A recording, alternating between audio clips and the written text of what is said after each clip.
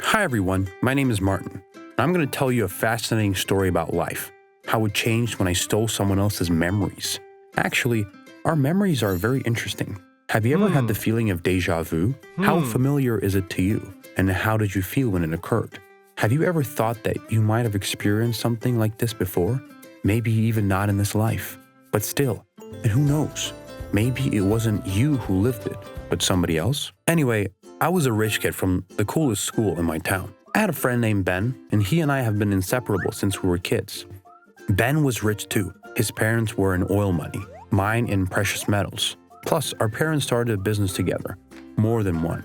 But my dad always said that Ben's parents were dependent on us. Well, that's not the point. It's just so you understand the level. The doors were always open to people like us. We were loved, respected, even hated, but always had a path laid at our feet. We were known by sight, like elite kids. They gave us an advantage. But as it usually happens, we didn't know the word no. We were used to this attitude from birth. We were just indoctrinated that we were entitled to everything. It was cool at first, as we got older, but our unlimited desires started to change a little bit, for the worse. For example, Ben and I could often break the rules when we were driving around town drunk. We weren't afraid of the police, who caught us more often than once. They would let us go as soon as they saw our faces. They just knew us by our looks, and that also added to the impudence. By high school, we already toured the entire city and even its borders. We knew where the clubs were, where the VIPs were in every house and every club. The money poured in the size of a monthly budget restaurant. We had so much money and we weren't the only ones who liked it. There was a crowd hanging out around us, some to party, some for the glory, some at our expense. Every now and then, girls would take pictures with us and immediately post them online, even if they were sitting at a nearby table. For some people, it was just their finest hour. But for us, it was just an ordinary Friday. Eventually, this way of life got boring, and Ben suggested we poke fun at it. When our school year started, a friend and I agreed to have as much fun as possible, and while sitting outside at lunch, Ben suddenly noticed a very shy girl. Her name was Susan. This girl had been in school with us since junior high, but we never really noticed her. Ben cracked that she had the superpower of being invisible. We never heard her voice, never saw her around friends, and all we knew that she lived with her mom. Her dad was gone, her mom worked all the time, and they lived in need. Ben suddenly offered me a bet. Yo, Marty, let's make a bet. I'm gonna bury her. Are you serious? She won't even talk to you. And what if she does? I'm handsome. I'm rich. I'm a dream, not just a boyfriend. Not for her. I don't think she's interested in guys. And I don't think she's interested in anything. Have you ever heard her talk? Yeah, she said hello to the teacher once. That doesn't count. What do you want to bet? Let's swap cars if I beat you. And if I don't, take mine. I'm sick of it anyway. Deal. Ben got up and ran towards her. I saw that she wouldn't lift her eyes from the floor and tried to pass, wobbling left and right, but Ben wouldn't let her pass, and then he said something to her. She slapped him, and I was like, yes, what a loser, and started laughing loudly. Ben came up to me and held out his keys and told me that it wasn't over. He was going to remember this for the rest of her life. I wondered what he'd said to her, and Ben said that he'd asked her out, but this lunatic was too wild to accept such offers. She'll be sorry yet, he said. It was about 3 weeks after the incident, we noticed that Susan was missing. She didn't go to school. Teacher was interested in finding her. I suddenly remembered Ben's words about revenge and asked him if he'd seen her lately, but Ben denied everything. I haven't seen that crazy girl. A couple of days later, our teacher announces a fundraiser to help Susan's mom. Everyone asked what happened, and she told them that Susan had been in the hospital 2 weeks before, and a few days later, her house burned down. I don't know, something strange, I felt. I kept looking for Ben, and for some reason, I felt like he had a part in it. But my friend denied it, and what kind of best friend would lie? And as we were talking about Susan, Ben changed the subject abruptly, saying that his cousin had arrived and he needed to be entertained.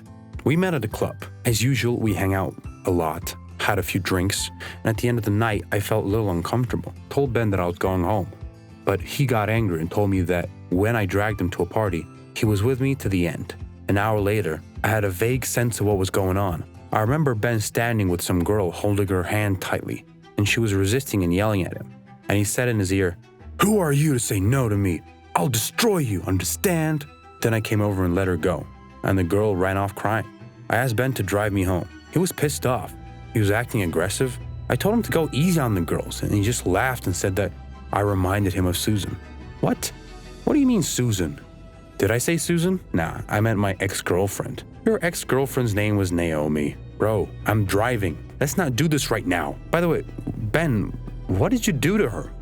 Ben turned to me and said, you shouldn't have asked that. And then the car horn, bright lights and pain. I didn't wake up until I was in the hospital.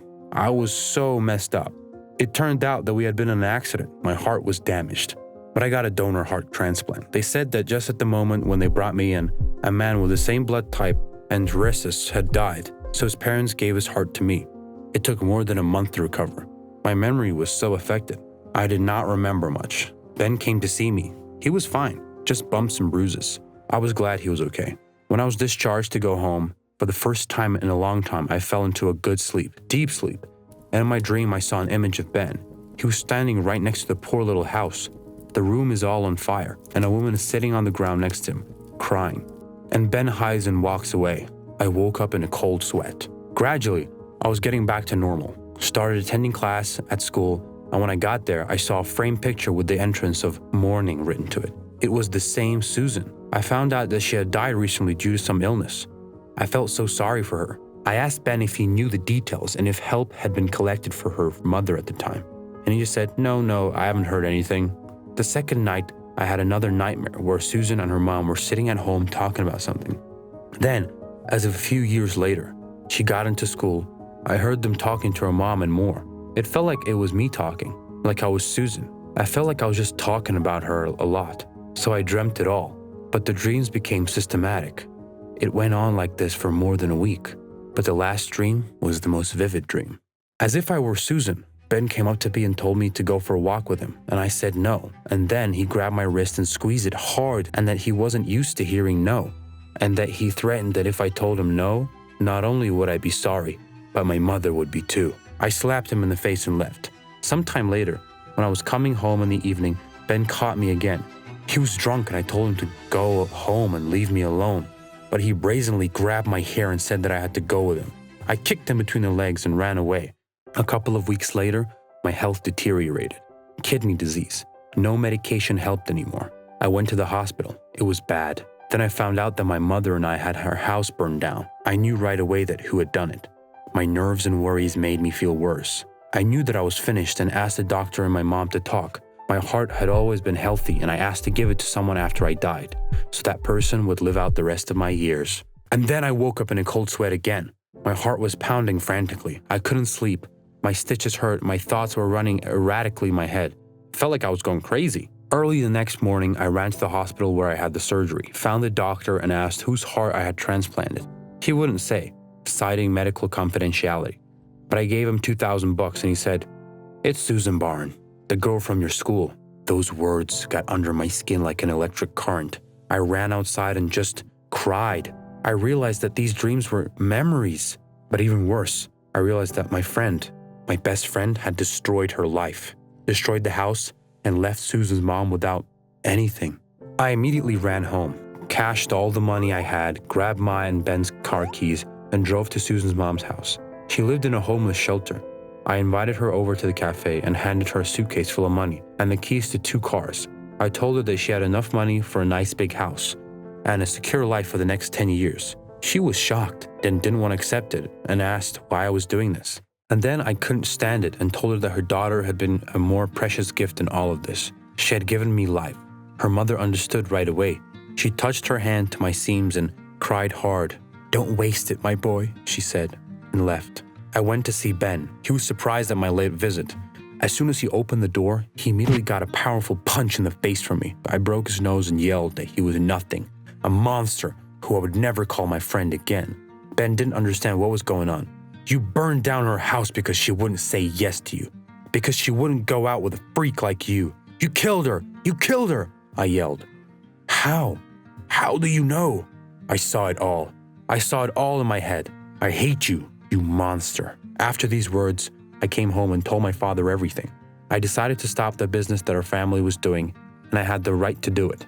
I had just turned 18, and the majority share was given to me. I just ditched Ben, and then they took a loss. It was my decision that it was the least I could do.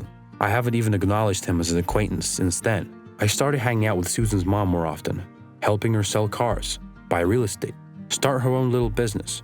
And every time I saw her, I felt slightly at peace. If you liked the video, then please leave a like and comment down below. Don't forget to subscribe.